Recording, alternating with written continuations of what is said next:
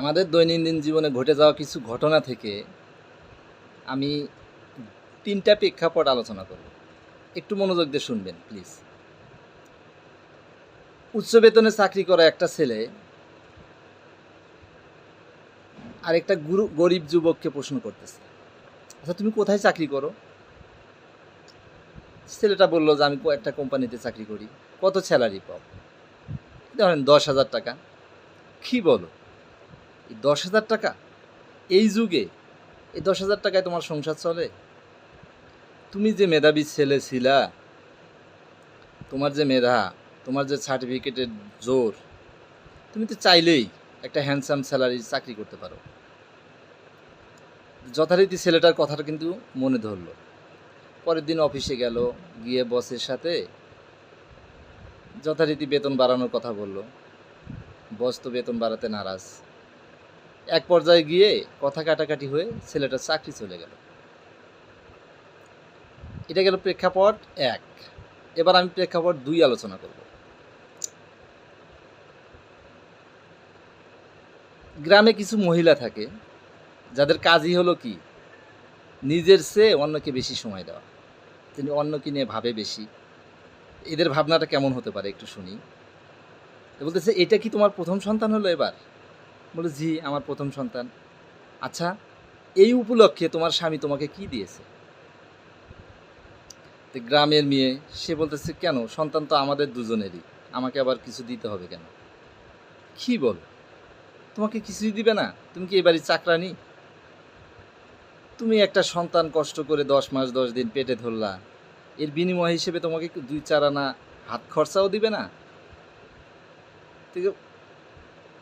মহিলার কথাটা তার কিন্তু পছন্দে ধরলো।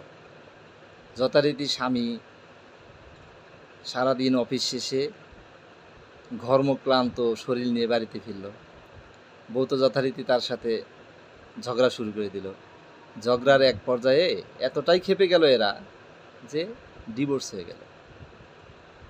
এবার হলো প্রেক্ষাপট আমি ৩ আলোচনা করব। বৃদ্ধ বয়সে সবাই তো কষ্ট করে গ্রামে। একজন এরকম চাটুকদার একজন এসে বলতেছে, কি ব্যাপার, এই বৃদ্ধ বয়সে আপনি এত কষ্ট করছেন? আপনার ছেলে না শুনেছি ঢাকা শহরে বিশাল বড় চাকরি করে, অনেক বড় ফ্ল্যাটে থাকে, নিজস্ব গাড়িতে চলাফেরা করে।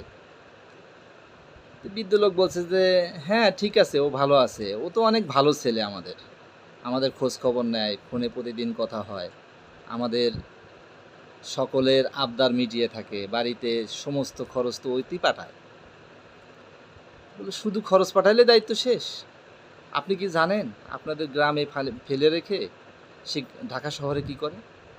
সে তো সেই বিলাসবহুল জীবনযাপন করে, আর আপনাদের খবরই নেয় না। জানেন আপনার ছেলে আরও কী করে বেড়ায়?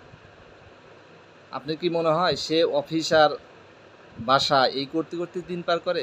না, সে তো ঢাকা শহরে সে রঙ্গমঞ্চে জীবনযাপন করতেছে। বাবার কথাটা একটু লাগলো। বিকেলে গেল, বাড়িতে গিয়ে যথারীতি ছেলের মার সাথে একটু শেয়ার করলো। শেয়ার করে জিনিসগুলো ভাবতে ভাবতে তাদের দুঃখ লাগলো যে ছেলে তো মনে হয় পারলে আমাদেরকে আরও অনেক বেশি বিলাসবহুল জীবনযাপনে রাখতে পারে বা নিয়ে যেতে পারে। তো এই যে কিছু অযাচিত ঘটনা, যেটা আমাদের গ্রামে মানুষের সাথে প্রতিনিয়ত ঘটে, এবং এই যে মানুষগুলো নিজের চেয়ে আপনার বেশি সময় দিতেছে, অন্যায়ভাবে কোনো কিছু কারো থেকে পাইয়ে দেওয়ার চেষ্টা করতেছে, এই মানুষগুলো কিন্তু আসলে আমাদের জন্য অনেক ভয়ঙ্কর। এদের থেকে আমাদেরকে দূরে থাকতে হবে। এদের ছোট্ট একটা বাজে বুদ্ধি আপনার জীবনকে তছনছ করে দিতে পারে। আপনি একটা ভুল সিদ্ধান্তে উপনীত হতে পারেন। সাবধান, এইসব মানুষদের থেকে সাবধান।